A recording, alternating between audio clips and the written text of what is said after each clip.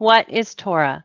My hope is to share the truth of Torah as well as the function and benefits of keeping Torah as we look at scriptures according to Yah's own words. So let's start with the truth of Torah. Psalms 119, verse 142 reads, Your righteousness is righteousness forever, and your Torah is truth. Psalms 119, verse 151 reads, You are very near, Yahweh, and all your commandments are truth.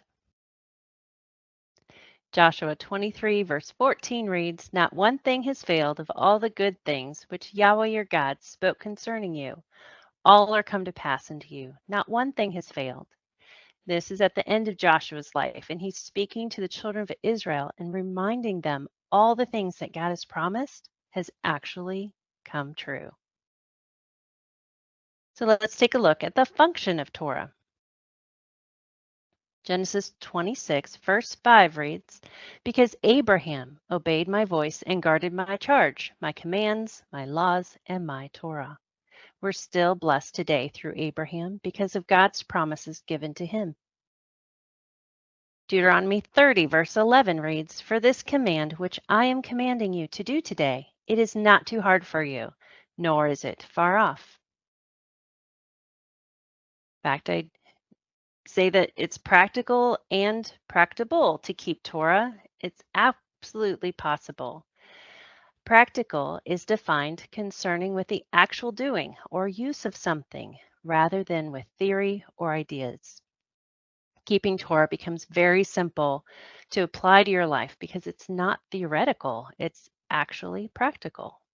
And practicable is defined able to be done or put into practice successfully. Perhaps you've heard it's too hard or difficult to keep Torah, and yet Yah's ways are very simple. Deuteronomy 30, verse 14 reads, For the word is very near you, in your heart and in your mouth to do it.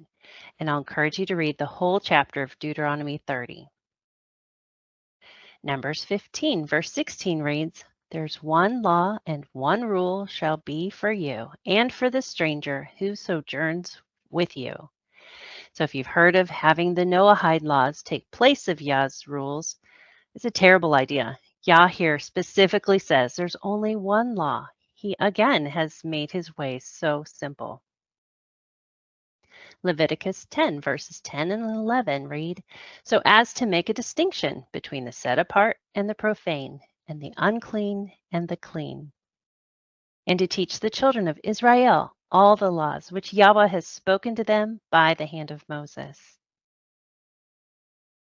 I think we'd all agree on the big 10 commandments. They're listed in Exodus 20 and also Deuteronomy 5. So let's review. The first commandment says, I am Yahweh your God, who has taken you out of the land of Egypt, from the house of slavery. You shall not recognize the gods of others in my presence. Here Yah clearly identifies himself as the God who brought you out of the land of Egypt, out of slavery. And also, he's the only God, just one. And commandment 2, you shall not make yourselves a carved image or any likeness. Now, this goes on to give examples of anything on the land or anything on the sea, but just to focus in on not to have any likeness makes it very simple. Commandment 3, you shall not take the name of Yahweh your God in vain, for Yahweh will not absolve anyone who takes his name in vain. If we're going to be his people, representing him well is super important, and keeping his commands is kind of the path to do that. Commandment 4, remember the Sabbath day to sanctify it. 6 days shall you work and accomplish all your work, but the seventh day is Sabbath to Yahweh, your God. You shall not do any work. That continues to give examples of people that could be in your household and should not do any work. But the whole point of this is to remember creation. Yah created everything in that 6 days. He established and celebrated Sabbath first. So as we're keeping Sabbath, it's just a reminder to celebrate what God did at creation. Commandment 5, honor your father and mother so that your days will be lengthened upon the land that Yahweh your God gives you. Here we have one of those benefits of lengthened days when we're keeping Yah's ways. Our list continues. You shall not kill, you shall not commit adultery, you shall not steal, you shall not bear false witness, you shall not covet. So here we have 10 rules of Yah's covenant with his people that he gave, and also simple ways to keep his ways. And I think most of our laws are based on these 10 commandments. So any good culture that has good laws are all based on this list. Yah only gives good instructions to his people. He doesn't tell you how to do things except his good ways. Psalms 19, verses 8 through 12 read, "The Torah of Yahweh is perfect, restoring the soul. The testimony of Yahweh is trustworthy, making the simple one wise. The orders of Yahweh are upright, gladdening the heart. The command of Yahweh is clear, enlightening the eyes. The fear of Yahweh is pure, enduring forever. The judgments of Yahweh are true, altogether righteous." So in 1 Kings 2, verse 3, we have David's last words to Solomon. But first, I just want to remind you that Deuteronomy 17, verse 18 tells us, "And when he sits on the throne of his kingdom, he shall write for himself in a book a copy of this law, approved by the Levitical priests." So as king, first order of business is to write the Torah. And so that's a basis of anyone that's ruling. So he would already have that in mind. So 1 Kings 2, verse 3 reads, and these are the last words of David to King Solomon, and guard the charge of Yahweh, your Elohim, to walk in his ways, to guard his laws, his commands, his upright rulings, and his witnesses, as it is written in the Torah of Moses, so that you will succeed in all that you do and wherever you turn.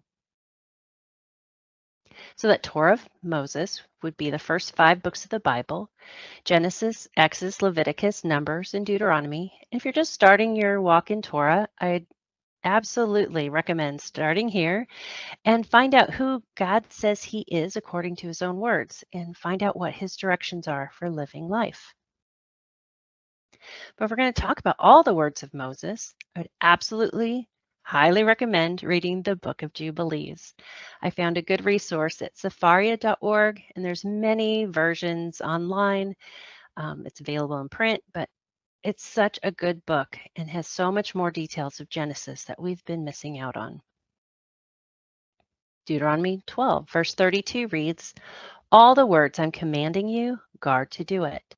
Do not add to it or take away from it."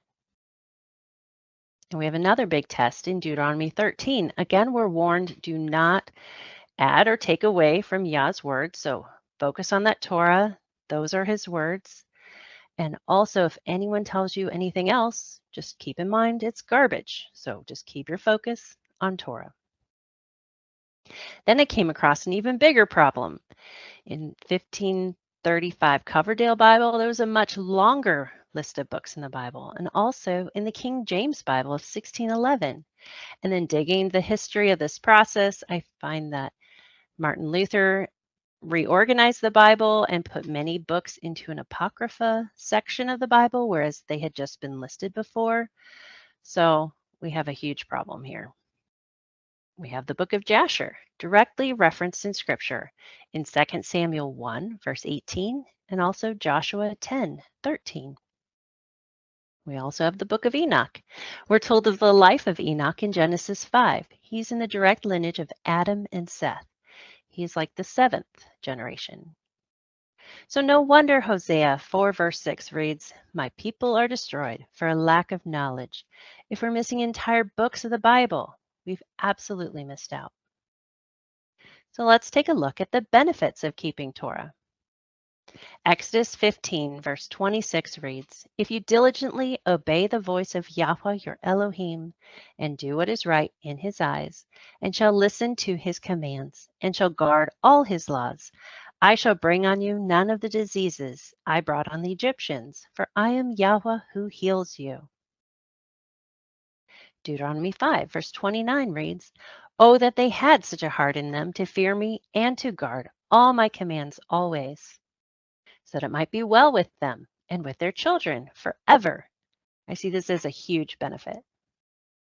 Deuteronomy 29, verse 29 reads, "The secret matters belong to Yahweh our Elohim, but what is revealed belongs to us and to our children forever, to do all the words of this Torah." So for homework, I encourage you to look into the blessings. They are clearly stated in Deuteronomy 28, verses 1 through 14. And again, I'll encourage you to read the whole chapter of Deuteronomy 30. I hope this has been a helpful look at the truth, function, and benefits of Torah as we study Scripture according to Yah's own words and learn to equip ourselves to be His people, knowing His ways are possible, practical, and doable. Please like, share, leave your comment, and subscribe to this channel.